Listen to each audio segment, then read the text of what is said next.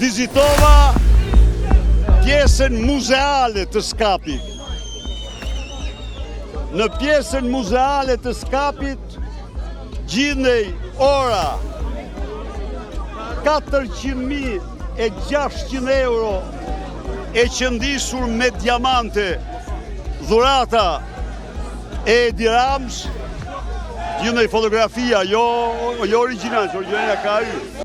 Revista prestigjioze Live Monitor ka publikuar çmimet e orave që mbajnë në duart liderat e NATO-s. Faktet janë skandaloze.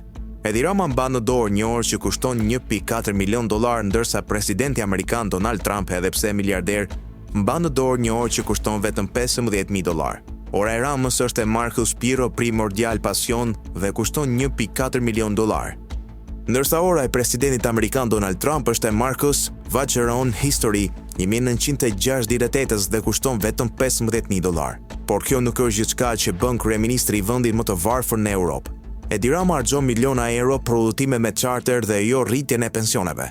Edi Rama së fundmi akuzua nga ish krau i tij djathtë se pinte një shishe e verë rreth 33.600 euro. Edi Rama nuk pranoi të bënte spitale, të rrisë mirëqenien e shqiptarëve po ndërtoit në kryeministri kopshtin Eden, një vend luksoz që i kushtoi shqiptarëve 4 milion euro.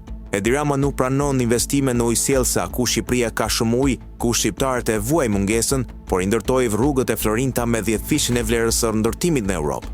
Ky pra është Edi Rama i vërtet dhe jo propaganda që shet çdo ditë në kronika televizive me pronarët oligark.